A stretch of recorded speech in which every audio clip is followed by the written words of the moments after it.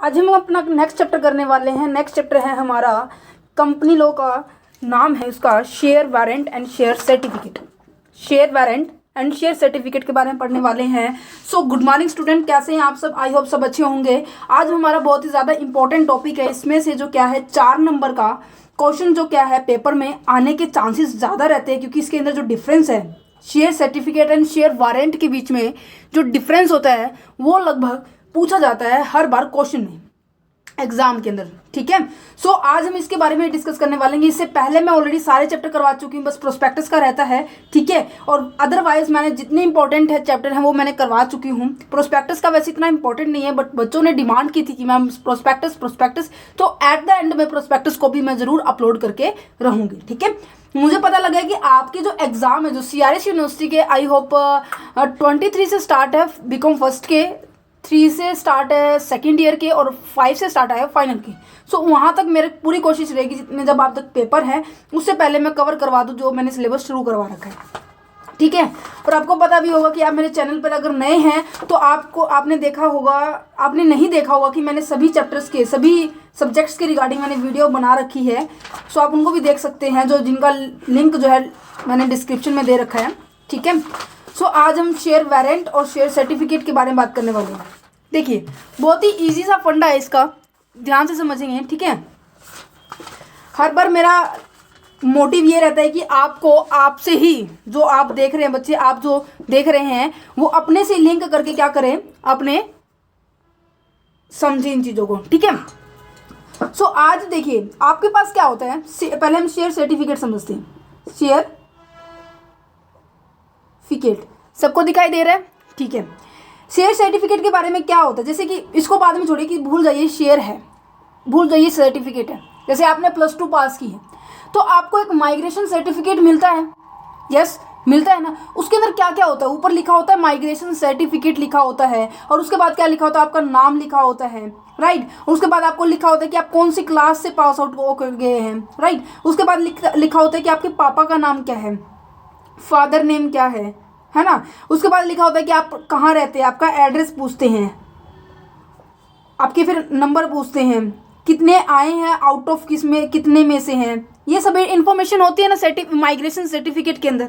Right, तो ये सभी तो होती है हमारे माइग्रेशन के अंदर।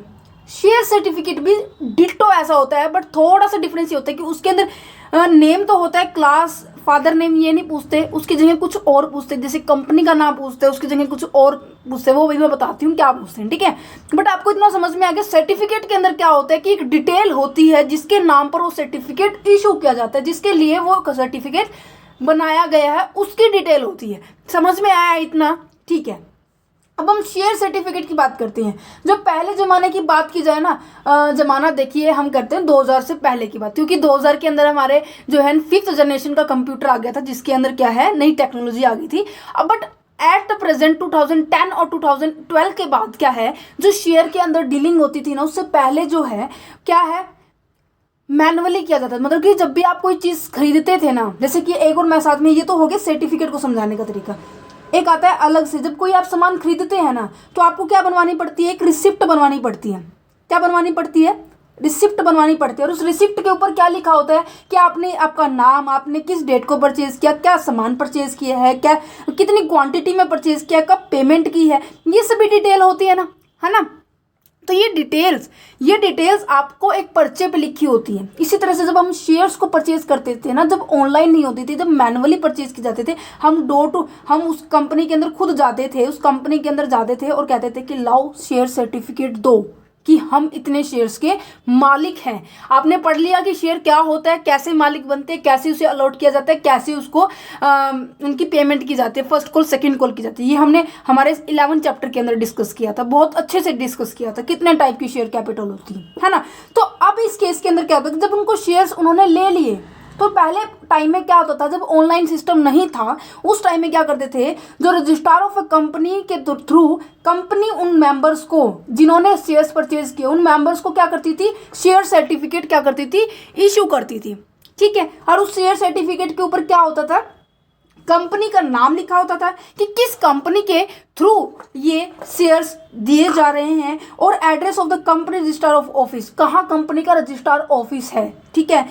सीरियल नंबर लिखा जाता है, मतलब ये जैसे कि मेरे पास फिलहाल ये नॉर्मल डायरी है।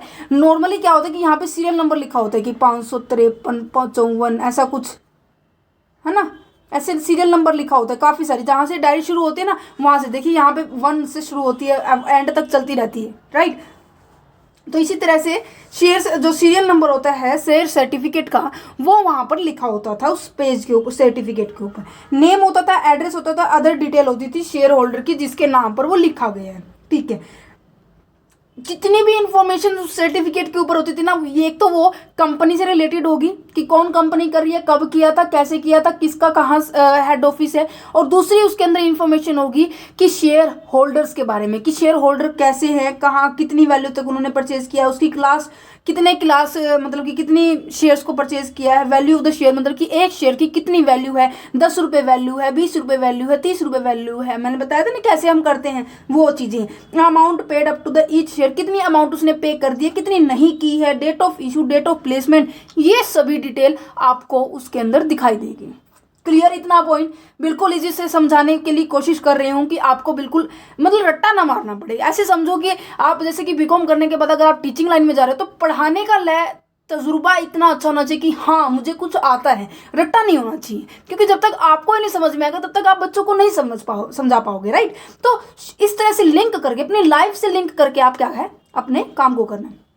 हाँ, एक और बात आपको बताना चाहूँगी, आपके लिए एक नेक्स्ट वीडियो बहुत ही ज़्यादा ज़बरदस्त होने वाली है। वो वीडियो होगी हमारी उस टॉपिक के ऊपर जो सभी बच्चों के लिए इंपॉर्टेंट है, वो चाहे बीकॉम का हो, चाहे बीए का हो, चाहे बीएससी का हो, कि कैसे थ्योरी को अटेम्प्ट करते हैं। जैसे कि मैं अपने स्टूडेंट्स को भी बताती हूँ, जैसे मैं ऑफलाइन भी पढ़ाती हूँ तो वहाँ पर मैं बताती हूँ कैसे अटेम्प्ट किया जाए।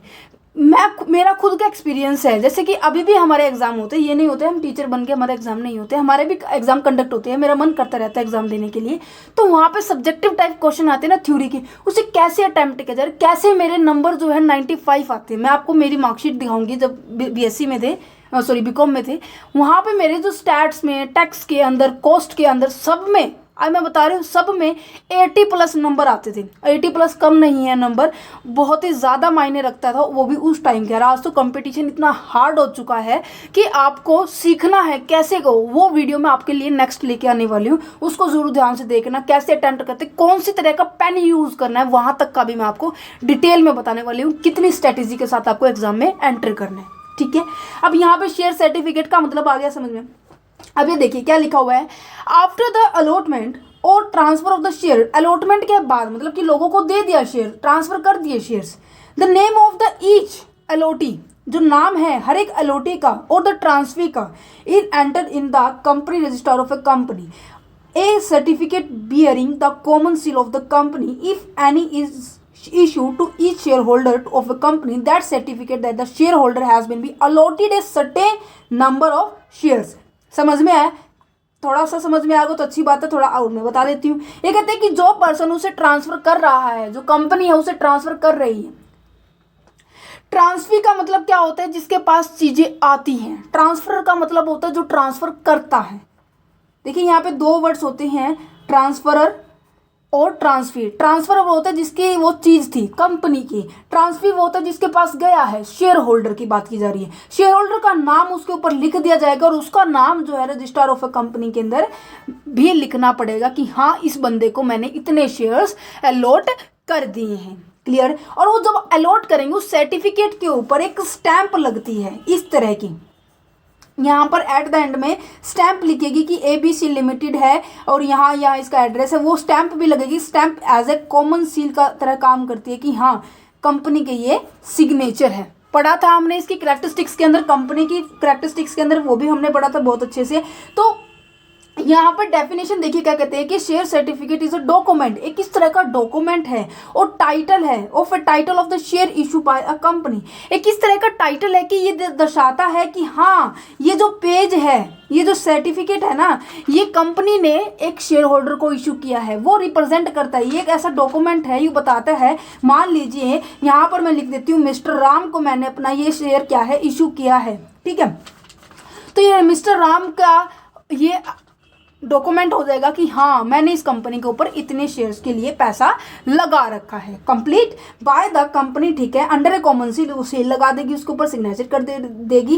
It specify the number of the share held by the member, ये भी दर्शाती है कि कितने नंबर ऑफ द शेयर्स के उसने हेल्ड किए। मान लीजिए उसने 10 शेयर्स परचेज किए हैं, वो भी 100 रुपये का एक, तो मीन्स कि वो 1000 रुपये शेयर, कंपनी के शेयर्स 1000 के लिए वो लाइबल होगा इन फ्यूचर जब कंपनी वाइंड अप होगी, ठीक है। आ गया समझ में इतना? ये इसका पॉइंट, ये जो पॉइंट है फर्स्ट पेज वो इंपॉर्टेंट था यहाँ पर।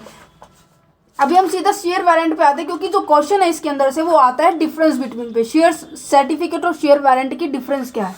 तो हम सीधा यहाँ पे आते हैं शेयर वारंट के ऊपर कि शेयर वारंट क्या होता है। समझ में आ गया? बहुत जल्दी मैं समझा रही हूँ और आराम से समझा रही हूँ, जल्दी तो नहीं है, आराम से समझा रही हूँ, क्योंकि आपको कंसेप्ट समझ में है। एक बार याद करने से आपको पूरी तरह से समझ में आ जाए। देखिए शेयर वारंट क्या होता है। शेयर वारंट को समझने के लिए ना आपको कुछ एक ना कंडीशन याद रखनी पड़ेगी। इसकी 4 कंडीशन है। कितनी कंडीशन है? 4 कंडीशन है। चारों कंडीशंस को बिल्कुल अच्छे से लर्न करना है आपको, ठीक है। वो 4 कंडीशन कौन सी है कि सबसे पहली बात, शेयर वारंट तब इश्यू होता है, ये भी एक सर्टिफिकेट वो एक शेयर ही है। ये वारंट का मतलब आगे चेंज हो जाता है, शेयर का मतलब एक शेयर ही होता है, ठीक है। शेयर वारंट जैसे कि बोलते हैं ना कि एक चीज़ के 2-3 तरह टाइप होती हैं, है ना। या पता है जैसे हमने नेगोशिएबल इंस्ट्रूमेंट के अंदर चेक पढ़ा था, चेक भी हमारे 2 तरह के होते हैं, क्रॉस चेक होते हैं, जर्नल चेक होते हैं, है ना। बट होते दोनों चेक ही है। इसी तरह से शेयर है, एक शेयर सर्टिफिकेट होता है, एक शेयर वारंट होता है, बट इशू कौन कौन कर सकता है वो डिफरेंट बातें होती हैं। तो यहाँ पे शेयर वारंट की बात करती है। शेयर वारंट पहली बात तो केवल और केवल एक पब्लिक कंपनी ही क्या कर सकती है, इशू कर सकती है। पब्लिक स्पेलिंग ही गलत होगी पढ़ाते public company limited by share, एक पब्लिक कंपनी जो शेयर के साथ लिमिटेड है। लिमिटेड मतलब कि जो स्टॉक एक्सचेंज के अंदर अपने आप को उसने रजिस्टर्ड करवा रखा है, उसे बोला जाता है लिस्टेड कंपनियां, वही लिमिटेड बाय शेयर हो सकती है। एक प्राइवेट कंपनी को किसी भी तरह का अधिकार नहीं होता कि वो शेयर वारंट इश्यू करे। पहली बात तो आपको ये याद रखनी है, ठीक है। दूसरी बात, ये तभी इशू हो सकता है शेयर वारंट, आपको दिखाई दे रहा है, ठीक है, हाँ आगे आ रहा है मेरे पास रिस्पॉन्स, मुझे दिखाई दे रहे हो आप सभी से बंदे, ठीक है। सो यहाँ पे कहते हैं कि शेयर जो वारंट होता है, शेयर वारंट क्या है, वो तभी इशू कर सकते हो जब आपके आर्टिकल ऑफ एसोसिएशन के अंदर आपने लिखा होगा कि हाँ कि मैं क्या कर सकता हूँ, शेयर वारंट को इशू कर सकता हूँ, शेयर्स को वारंट कर सकता हूँ, ठीक है। तो ये आर्टिकल ऑफ एसोसिएशन के अंदर, प्रोविजंस के अंदर आपको पूरी तरह से क्या करना पड़ेगा, मेंशन करना होगा, तभी आप कर सकते हो। पहली बात पब्लिक कंपनी, दूसरी बात आर्टिकल ऑफ एसोसिएशन, ठीक है। तीसरी बात ये कहते हैं कि जो शेयर्स वारंट होंगे वो तब इशू होंगे जब शेयर्स की वैल्यू क्या होगी, फुल्ली पेड अप होगी। जब शेयर क्या होंगे, फुल्ली पेड अप होंगे। अब फुल्ली पेड अप का मतलब पता है, जब मैंने आपको वो फर्स्ट चैप्टर पढ़ाया था ना कि paid up share, fully paid up and unfully paid up, है ना, पढ़ाया था। पेड अप मीन्स कि ऐसे शेयर्स जिनकी जो पेमेंट है शेयर होल्डर ने कंप्लीट कर दी, उन्हें बोला जाता है शेयर। मान लीजिए मैं 2% लेती हूँ, आपको पूरी तरह से एग्जाम्पल समझाना है मेरे को, एग्जाम्पल के साथ जब तक समझ नहीं आएगा तब तक आपको कंसेप्ट नहीं क्लियर होगा। तो यहाँ पे एक है ए, एक है यहाँ पे बी का, इसने खरीद रखे थे कंपनी के 100 शेयर, इसने भी 100 शेयर खरीद रखे थे, 10 रुपये का एक, 10 रुपये का एक, मतलब दोनों ने 1000 रुपये के लिए, वो कंपनी ने इन्हें 1000 के शेयर दे रखे थे, ठीक है। अब जब टाइम आया, कंपनी ने बोला कि पैसे दो, शेयर जो दे रखे उनके बदले पैसे लेके आओ, मेरे पास लेके आओ। मिस्टर ए ने तो क्या किया, जितने मांगे थे उतने सारे के सारे दे दिए कंपनी को, ठीक है। बट मिस्टर बी ने क्या किया, 1000 के लिए वो लाइबल था ना, उसने केवल 500 रुपये ही दिए, है ना, 500 रुपये दिए। मांगे थे पर दिए नहीं। याद आया वो पॉइंट जब मैंने बिल्कुल फोकस करके बोला था, ये मांगे थे दिए नहीं, तो वो कौन होगा, अनपेड अप कैपिटल होती है। फुल्ली पेड अप कैपिटल नहीं होगी, वो अनपेड अप होगी। तो इसलिए यहाँ पर इसने पूरे पे कर दिए, तो ये होगा fully paid up capital, fully paid up share holder, कि ऐसा शेयर होल्डर जिसने सारे के सारे जो पैसे देने थे कंपनी को वो सारे लौटा दिए हैं, बट ये क्या है, अनपेड अप कहलाएगा, क्योंकि फिर इसी को ही क्या कर सकते हैं, कंपनी शेयर वारंट इशू कर सकती है मिस्टर ए को। मिस्टर बी को किसी भी तरह का शेयर वारंट इशू नहीं होगा, चाहे वो पब्लिक कंपनी के अंदर शेयर होल्डर हो या ना हो, वो मैटर नहीं करता। मैटर करता था कि उसने फुल्ली पेड अप कर रखे या नहीं कर रखे। तो ये तीन बातें बिल्कुल आपको ध्यान रखनी है, बहुत ही ज़्यादा ध्यान रखनी है। यही है शेयर वारंट और कुछ नहीं है। शेयर सर्टिफिकेट सबको हो सकता है पर शेयर वारंट सबको नहीं हो सकता। शेयर सर्टिफिकेट क्या होता है, प्राइवेट कंपनी भी इशू कर सकती है, पब्लिक भी कर सकती है, लिस्टेड भी कर सकती है, ठीक है। But share warrant only public company, वो भी लिस्टेड जो है स्टॉक एक्सचेंज के अंदर। दूसरी बात, एओ के अंदर मेंशन होगा तभी होगा। शेयर सर्टिफिकेट का कोई मैटर नहीं होता, कोई भी कर सकता है उसे इशू, ठीक है। सो यहाँ पे पढ़ते हैं कि क्या कहती है ये पॉइंट। देखिए, meaning and definition of the share warrant. Share warrant का मीनिंग और डेफिनेशन समझिए। कहते हैं कि public company have share capital, जिसके पास शेयर कैपिटल होती है, under A provision of A article, जिसका प्रोविजन, जिसने प्रोविजन के अंदर लिखा हुआ है, आर्टिकल के अंदर है, and with the prior consent of the central government. हाँ, ये बात भूल गई मैं, उसने पहले सेंट्रल गवर्नमेंट से कंसेंट लेनी पड़ेगी, सहमति लेनी पड़ेगी कि मैं शेयर वारंट इशू कर सकता हूँ, क्या मैं कर लूँ। जैसे हम आप अपने पेरेंट्स से पूछते हैं ना कि मैं ये कर लूँ, मैं ऐसे कर सकता हूँ, मैं घूमने जाऊँ अपने दोस्तों के साथ, परमिशन लेते हो ना। तो आपके घर में सेंट्रल गवर्नमेंट कौन होती है, आपके मम्मी पापा।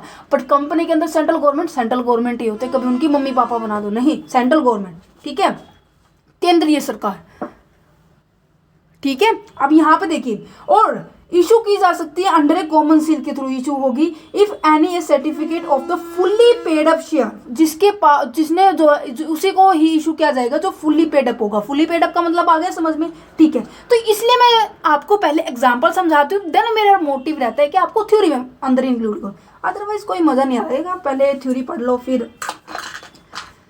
सो यहाँ पर तो ये कहते हैं एक share warrant is a bearer document, एक किस तरह का डॉक्यूमेंट होता है, डॉक्यूमेंट ऑफ टाइटल है of the two the share issue bye A company under its common seal. ये किस तरह का डॉक्यूमेंट होता है शेयर वारंट, जो कि कंपनी इशू करती है अपनी कॉमन सील के साथ, अपने सिग्नेचर करने के बाद, if any dual stamp and sign by one और more director of a company as its article.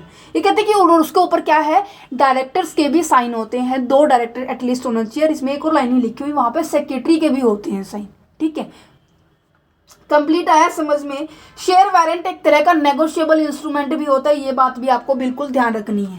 देखिए 4-5 बातें हैं शेयर वारंट के बारे में, पहली 3 तो आपको समझ में आ गई। दूसरी बात कि उसके ऊपर उसे क्या है, सेंट्रल गवर्नमेंट की क्या लेनी पड़ेगी, परमिशन लेनी पड़ेगी। 5वीं बात क्या है, एटलीस्ट 2 डायरेक्टर्स की क्या होनी चाहिए, उसके ऊपर साइन होने चाहिए। 6 बात क्या है, मतलब यहाँ ही लिख देती हूँ, फिर आपको सारी पे की पेज पे हो जाएगी ना। 6 बात क्या है आपकी, जो आपको याद रखनी है कि ये एक तरह का नेगोशिएबल इंस्ट्रूमेंट है। अब नेगोशिएबल इंस्ट्रूमेंट मत पूछने लग जाना कि क्या होता है, क्योंकि मैं उसको ऑलरेडी डिस्कस कर चुकी हूँ नेगोशिएबल इंस्ट्रूमेंट क्या होते हैं, ठीक है। अब आपको इतने समझ में आ गया। कंटेंट में क्या होगा, वही सारी बातें, नेम होगा, एड्रेस होगा, सीरियल नंबर होगा, नंबर ऑफ शेयर होगा, serial number of the share warrant होगा, वैल्यू ऑफ द शेयर होगा, date of the issue share warrant होगी, सारी चीजें होती है। कॉमन सील के एटलीस्ट 2 डायरेक्टर, देखो यहाँ आ गया ना, and secretary of the company, company के सेक्रेटरी भी उसके ऊपर क्या करेंगे, साइन करेंगे उस चीज के ऊपर। 2 डायरेक्टर तो होंगे ही होंगे, प्लस में सेक्रेटरी भी होगा, ठीक है। कंडीशन ये याद रखनी बहुत ज्यादा इंपॉर्टेंट। पहली बात, पब्लिक कंपनी कर सकती है, प्राइवेट कंपनी से इशू नहीं कर सकती। दूसरी बात कि आर्टिकल ऑफ एसोसिएशन के अंदर ये प्रोविजंस आपको मेंशन करना होगा कि हाँ, कि हम शेयर वारंट को कर सकते हैं। एक share warrant can be issue only of the prior consent of the central government, central government की पहले परमिशन लेने के बाद ही आपको क्या करना है, शेयर वारंट को आप इशू कर सकते हैं। Clear this point. 4th point कहते हैं कि share warrant can not be issue at the value of the share, it's is entitled to bear of the share warrant and specify them and the shares have to be transfer by delivery. यही बात कह रहा है कि share warrant क्या होता है, एक नेगोशिएबल इंस्ट्रूमेंट होता है जिसे आप क्या है आगे ट्रांसफर कर सकते हो, ठीक है। अब जो very very much important question है वो है आपका difference between shares warrant and the share certificate. आपको शेयर वारंट का मतलब आ गया समझ में, शेयर सर्टिफिकेट का मतलब आ गया समझ में। तो जो बातें मैंने अभी तक बोलती आ रही हूँ ना, वही बातें इसमें लिखी हो और कुछ नहीं लिखा हुआ इसके में, ज़्यादा कुछ नहीं है। जो बोला है वो ध्यान से सुन लिया तो बहुत अच्छी बात है। आने वाले 10 मिनट के अंदर हम यही करने वाले, खत्म चैप्टर। देखिए इशू कौन करता है, इशू कैसे होता है। शेयर सर्टिफिकेट, क्या इसके ऊपर कंडीशन थी फुल्ली पेड अप की या अनपेड अप की? नहीं थी ना। तो इसके लिए कोई कंडीशन नहीं है कि कोई भी इशू कर सकते हैं, किसी के लिए भी इशू हो सकते हैं, चाहे वो फुल्ली पेड अप हो या वो पार्टली पेड अप। पार्टली का मीन्स कि आधे, बी ने कितने दिए थे 500, तो उसको भी दे सकते हैं शेयर सर्टिफिकेट। ये मैटर नहीं करता कि हाँ जब तक दोगे नहीं, जैसे स्कूल में होता है ना, जब तक फीस नहीं दोगे पेपर में नहीं बैठने देंगे, ऐसा मैटर शेयर वारंट में होता है। जब तक फीस नहीं दोगे आपको आगे नहीं एडमिशन देंगे। तो शेयर वारंट के अंदर फुल्ली पेड अप के लिए ही आपको शेयर वारंट कर सकते हैं। कंडीशन ऑफ इशू, इशू की कंडीशन किसके ऊपर थी? कंडीशन की इशू, कंडीशन की जो है इशू ऑफ कंडीशन किसके ऊपर थी? शेयर वारंट के ऊपर थी कि वो पब्लिक कंपनी कर सकती है, बट कंसेंट लेनी होगी सेंट्रल गवर्नमेंट की। दो कंडीशन होगी, पब्लिक कंपनी, सेंट्रल गवर्नमेंट की परमिशन लेनी पड़ेगी, इसमें कोई कंडीशन नहीं है। ट्रांसफर, शेयर सर्टिफिकेट आप क्या है ट्रांसफर तो कर सकते हैं, बट उसके लिए प्रोसीजर होगा। मीन्स कि एक डॉक्यूमेंट के ऊपर आपका नाम लिख दिया, आप किसी और को देना, मतलब आपने पहले खरीद लिया, खरीदने के बाद क्या है, पहले क्या ऐसे ही ज़्यादा चक्कर होते थे, इसलिए डीमेट अकाउंट ओपन करवाने लगे कि आपको ज़्यादा क्या है काम नहीं करना पड़े उसके लिए, है ना। तो यहाँ पे क्या कहते हैं कि पहले आप मान लीजिए राम को मैंने इशू किए थे, पहले तो उसने क्या कर लिए, परचेज कर लिए। अब परचेज का मैं क्या करूँगी, रिसिप्ट बनाऊंगी, है ना। परचेज की रिसिप्ट बनानी पड़ेगी, बट 10-15 दिन के बाद वो कहता है कि मैं सेल कर रहा हूँ, क्योंकि शेयर्स की वैल्यू 10 से बढ़ के 15 हो गई है। प्रॉफिट कमाने के लिए तो शेयर्स खरीदते हैं, नॉर्मल सी बात है। तो 15 पे आते ही वो कहते हैं कि मैं बेचूंगा, तो उसके लिए भी अलग से डॉक्यूमेंट बनाना होगा, है ना। तो इसको थोड़ा सा ट्रांसफर करने में थोड़ा सा दिक्कत होती है, बट शेयर वारंट को दिक्कत नहीं होती, क्योंकि ये पहले ही एक नेगोशिएबल इंस्ट्रूमेंट की तरह ट्रीट होता है, ठीक है। Next, qualification shares of the director. जो क्वालिफिकेशन की जरूरत है डायरेक्टर्स को, किस में जरूरत है, शेयर सर्टिफिकेट के अंदर जरूरत होती है, बट शेयर वारंट के अंदर किसी भी तरह की क्वालिफिकेशन की जरूरत नहीं होती। किसकी? डायरेक्टर्स की, ठीक है। मेंबरशिप, मेंबरशिप की बात की जाए, ये कहते हैं कि it is a mandatory that name of the bearer of the share certificate is entered in the register of a company member. ये कहते हैं कि जब शेयर सर्टिफिकेट के अंदर की ये क्या मेंशन होता है, शेयर सर्टिफिकेट एक तरह से आपको ये बताता है कि आप इस कंपनी के मेंबर बन गए, और उस मेंबर बनने के बाद उस पर्सन का नाम आरओसी, जिसकी रजिस्ट्रार ऑफ द कंपनी के अंदर उसका नाम एंटर किया जाता है कि ये भी पर्सन कंपनी का क्या है, मेंबर है। क्लियर? तो ये क्या होता है कि हमें रजिस्ट्रार ऑफ अ कंपनी के अंदर उस मेंबर का नाम एंटर करना होगा। The bearer of the share certificate is a member of a company, member का कंपनी का मेंबर हो जाता है। When a share certificate is issue, जब वारंट को इशू किया जाता है, the name of the shareholder is struck off from the company register of a number। struck off का मतलब पता है क्या होता है? struck off का मतलब होता है निकालना। And the bearer of the certificate is no more a member of a company, the bearer of the share warrant is only deemed to have the right of a member and is to be instant the article of a company authorise. मतलब कि इसका नाम company के registered में नहीं होता, but ये फिर भी कंपनी का मेंबर होता है, इस बात को ध्यान रखना, ठीक है। 6 पॉइंट के ऊपर आते हैं। नेचर की बात की जाए तो नेचर क्या होता है, शेयर सर्टिफिकेट कैसा होता है, एविडेंस की तरह काम करता है कि हाँ वो पर्सन उस शेयर्स का ओनर है। पर शेयर वारंट क्या होता है कि ये एक तरह की ओनरशिप तो होती है, बट उसको आप दिखा नहीं सकते, वो आपके लिए एक प्रॉपर क्या है, आपके पास सर्टिफिकेट नहीं होता, मतलब डॉक्यूमेंट नहीं होता। डिविडेंड कूपन की बात की जाए, share certificate does not carry any dividend coupon. Dividend coupon समझते हैं, इसके लिए मैंने अलग से वीडियो बना रखी है, आप उसको देखें, क्योंकि ये बहुत ही पॉइंट जो बड़ा है।